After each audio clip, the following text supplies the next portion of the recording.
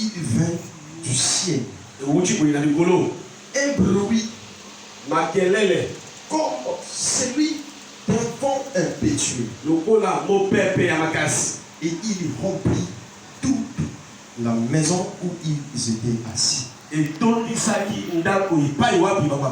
Ça, c'est le verset 2. Voilà, verset 2. Il s'agit de lire au niveau des 17. La verset 17. La Bible dit, dans les derniers jours, Dieu dit, je répondrai de mon esprit sur toute chair. Vos fils et vos filles prophétiseront. Vos jeunes gens auront des visions et vos vieillards auront des songes. Or, la Bible nous parle qu'il lui a dit un jour. Et ce jour, on a donné un nom. Ce nom était la Pentecôte. Là, il dit, tous ensemble, ils étaient dans un commun accord. Pourquoi?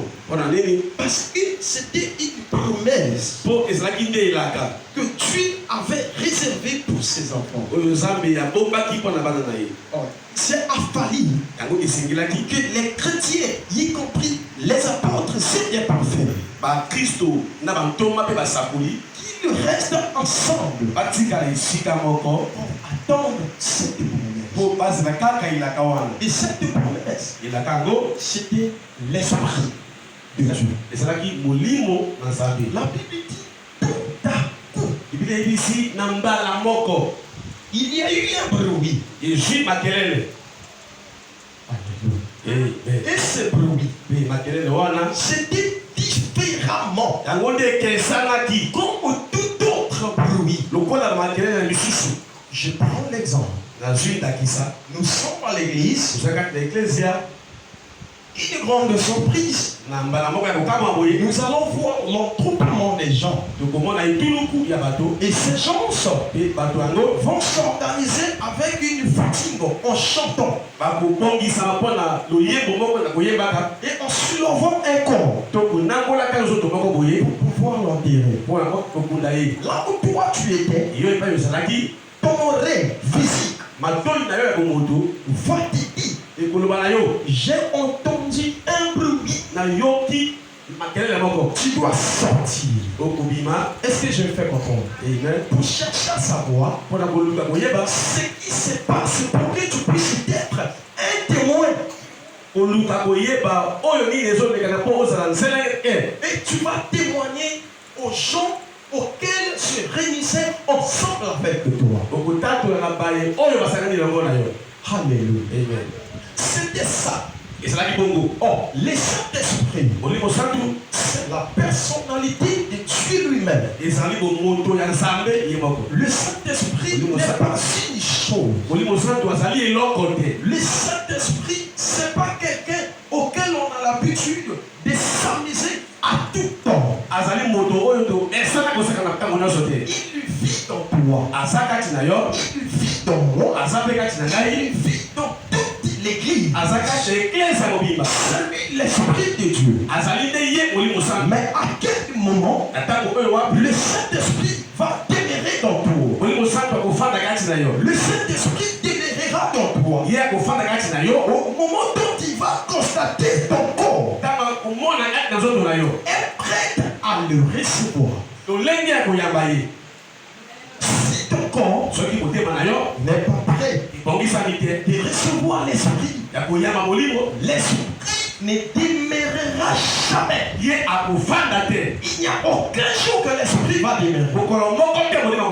Le Saint-Esprit, il ne demeure pas là où il y a la poubelle de péché. Là où il y a le péché. Je m'en souviens. Lorsque les apôtres ont reçu l'esprit de Dieu, l'un d'eux qui était l'apôtre Pierre, il a reçu l'intelligence. Il a reçu la sagesse. Il a reçu la parole des connaissances. Il a reçu des dons de parler en langue. Et il va premièrement faire quoi? S'exercer avec l'esprit qu'il a reçu dans la journée de Pentecôte. Après avoir que tu as reçu l'esprit, tu ne vas pas concevoir cela de toi-même. Mais cet esprit, tu vas partout dans la Judée. Cet esprit, tu vas partout dans la Samarie. L'esprit que tu vas recevoir, tu vas partout dans toute la localité d'Oyo.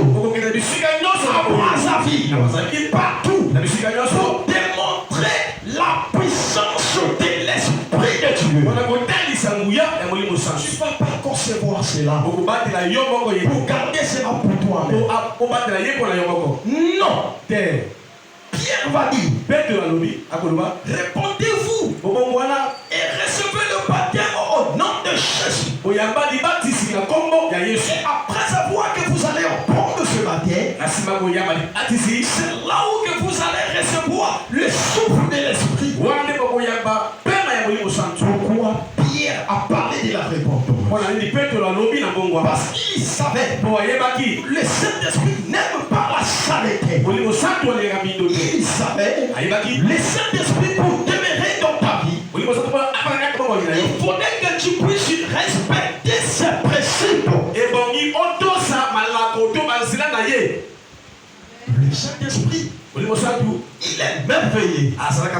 Et la Bible dit dans le livre, le même livre, jusqu'au verset 17, qui est dans les derniers jours, Dieu dit, je répondrai de mon esprit sur tout péché. Et quand il a parlé cela, il n'a pas écarté d'autres personnes. Il n'a pas écarté les femmes.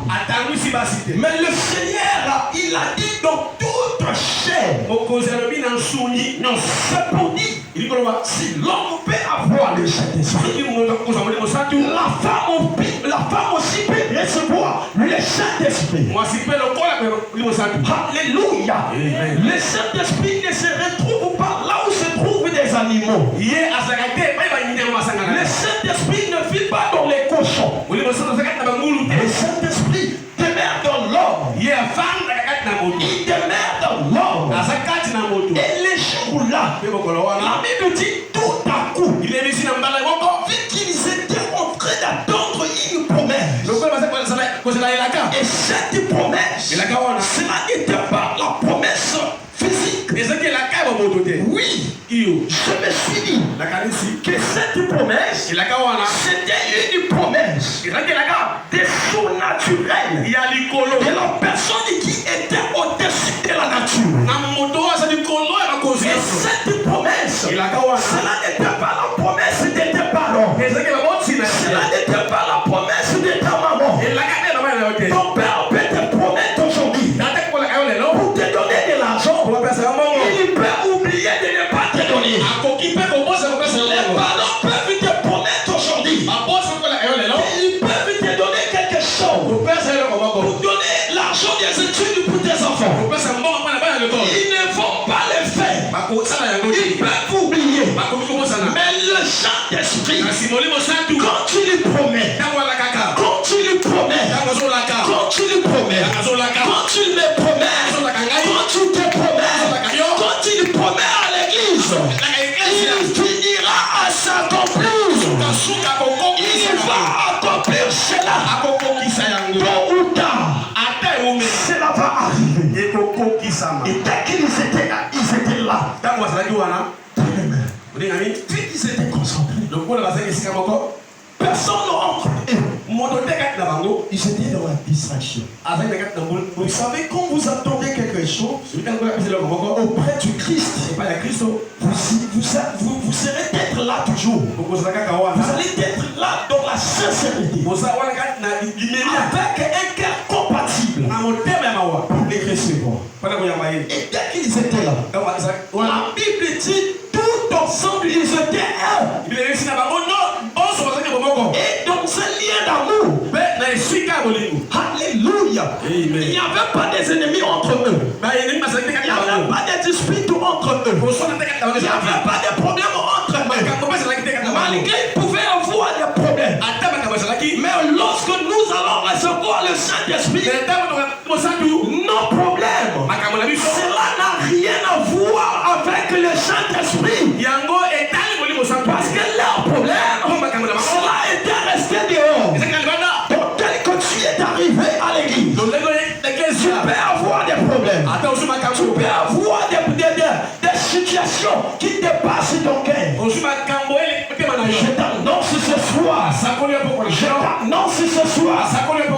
Laisse ton cœur compatible pour attendre le Saint-Esprit. Parce qu'avec le Saint-Esprit, tu hériteras le ciel. Avec le Saint-Esprit, tu vas manger. Même si tu n'avais pas mangé, lorsque le Saint-Esprit arrive, il va façonner des choses. Lorsque le Saint-Esprit arrive, il peut bousculer un miracle quelque part. Il peut bousculer quelque chose quelque part. Et tout à coup, ce que tu allais attendre à le recevoir, au moyen de l'Esprit, tu vas recevoir cela. Pourquoi je dis ça? Parce que dans ton corps, il n'y a pas d'ennemi. Dans ton corps, il n'y a pas de péché. Dans ton corps, il n'y a pas de problème doucement. Dans ton corps, il n'y a que l'espace de l'Esprit. Et dans ton corps, il y a le lit du Saint-Esprit. Dès que le Saint-Esprit arrive, il ne va pas aller se somnoler dans des hôtels. Lorsque le Saint-Esprit arrive, il ne va pas aller dormir ailleurs. Il va chercher. Il va te chercher. Où est-ce que je dois m'allonger? Il va chercher. Où est-ce que je dois mettre ma tête sur une poupe? Et la poupe que je parle, ce soir, c'est toi. La poupe que je parle, ce soir, c'est toi le peuple de Dieu. Le livre que je parle, c'est toi. Et lorsque le Saint-Esprit arrive, quand tu lui frappes, certainement, la porte ne sera pas à la clé. La porte sera ouverte. Et lui, dès qu'il arrive, il frappe. S'il avait la maladie, il frappe la maladie. Dès qu'il arrive, il rentre. S'il y avait la mort, il frappe la mort. Dès qu'il arrive, s'il y avait la pauvreté, s'il y avait l'argent, il donne l'argent. Dès que le Saint-Esprit arrive, dès qu'il arrive, quel que soit tes problèmes, je l'aime beaucoup. J'aime le Saint-Esprit beaucoup. Parce que le Saint-Esprit, il peut faire bousculer même quelque chose auquel tu n'attendais pas. Tu n'attendais pas. Il va nous surprise. Tu te réveilles ce matin. On va t'appeler au téléphone. Alors, il s'agit moi de ton fils. Le premier fils qui était égaré. Je t'appelle maman pour t'envoyer un moment. Va vers les agents des mutuelles et recevoir l'argent. Chez les Saint-Esprit. Ils étaient là. Amen. Ils étaient là. Les bruits qu'ils ont entendus. Je dis bien, c'était les bruits des surnaturels. Pourquoi je dis ça? Naturellement, quand nous marchons, ça peut nous arriver à un moment donné. Même les scientifiques nous démontrent souvent ça. Sur les météos. Pour chercher à savoir la durée et le temps. Nous c'est fou. Tu te réveilles le matin. Tu regardes le ciel. Le ciel va devenir noir. Le ciel va changer. Ça change. Et toi tu vas dire, il pleut bientôt. Alléluia. Tu m'as dit, bientôt là ça va pleuvoir. Pourquoi tu as su cela? C'est au travers des signes. Est-ce que je me fais comprendre? Suivez-moi attentivement. Car si tu me suis attentivement, tu auras d'abord les coups de l'esprit. Tu ne peux pas recevoir l'esprit de Dieu dans la distraction. Tu ne peux pas recevoir l'esprit de Dieu seulement comme ça. Non, il faudrait que tu puisses être préparé. La Pentecôte, c'était une fête. Ils étaient en train de célébrer la journée où les jours auxquels le Saint-Esprit va descendre. Et pourquoi? Parce que le Saint-Esprit, qui est en train de venir à la Pentecôte, il venait par semaine. Par 7, après avoir que cette semaine passe, le Saint-Esprit arrive. Et le 7, le chiffre 7, c'est un chiffre fort. C'est puissant. Et je peux dire 7, c'est la perfection. Ils ont entendu un bruit.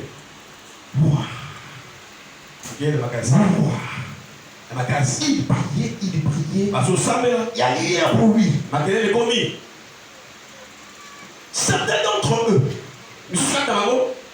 ils étaient étonnés. Quand la Bible dit, ce bruit apparaît comme un vent impétueux. Vous savez, le vent impétueux, c'est quoi? Dès que le vent arrive naturellement pour annoncer l'avènement de la pluie, il y a d'autres vents. Ça peut aussi calciner cet homme. Il y a d'autres vents. Ça peut aussi calciner les bois, les arbres. Donc le bruit là, c'était apparaît comme le sang auquel il vient le bruit de la pluie. Mais ce bruit, cela n'était pas le bruit charnel. C'était le bruit de l'esprit. Bien aimé. Et dès que le bruit est arrivé, tout à coup, celui ou celle qui n'avait pas le don de parler en langue, il avait parlé le jour-là. Celui ou celle qui n'avait pas le don de la connaissance de la parole, il a reçu cela. Et le Saint-Esprit, souvenant sur elle,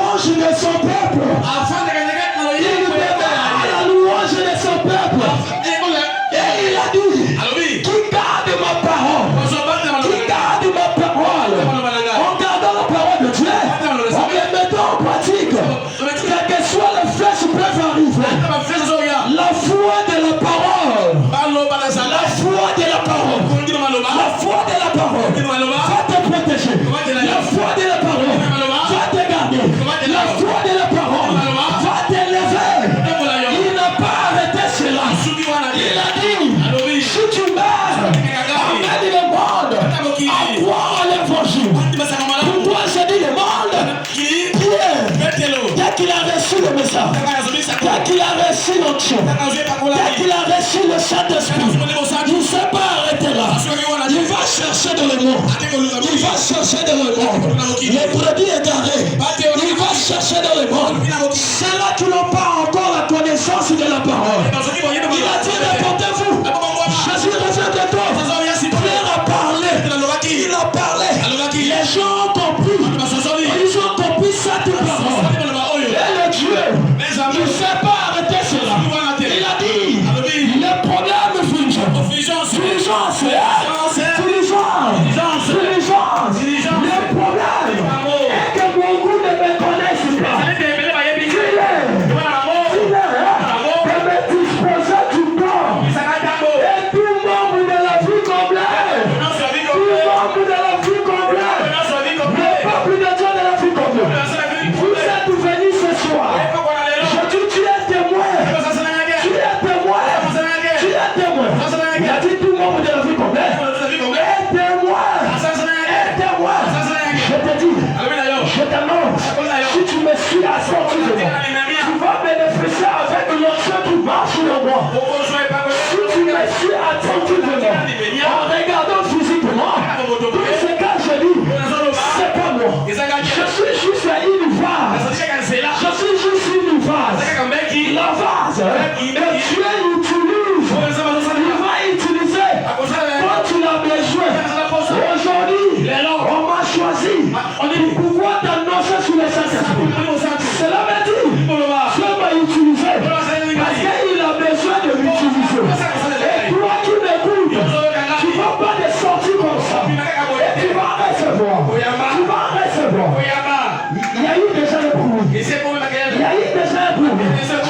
dire, il n'y aura pas un bruit, mais il y a déjà le bruit. Le bruit de l'esprit.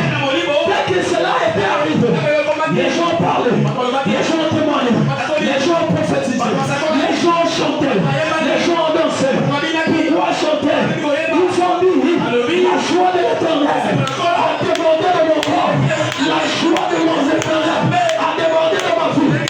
Pourquoi chanter? La maladie auquel il peut peut-être tomber, tu n'es pas décédé de cela, mais tu as pris le même maladie, l'autre là-bas, on l'a enterré par ça. Pourquoi chanter? Le problème qui se passe dans tes pieds, tu as entendu, l'autre là-bas, on les a coupé les pieds. Et lorsque je parle, il y a déjà l'onction. Il tombe comme une pluie. Dès que je parle, tu vas constater, tu vas recevoir des chats de poule. Les chats de poule là, ce lieu appartient de l'Éternel. Ce lieu, je suis appris le contrôle de cela. Ce lieu, c'est pas un lieu diabolique. C'est pas un lieu auquel les gens vont venir faire des fétiches.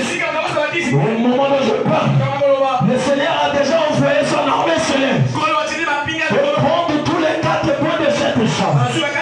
Donc toi aussi, tu es siégé.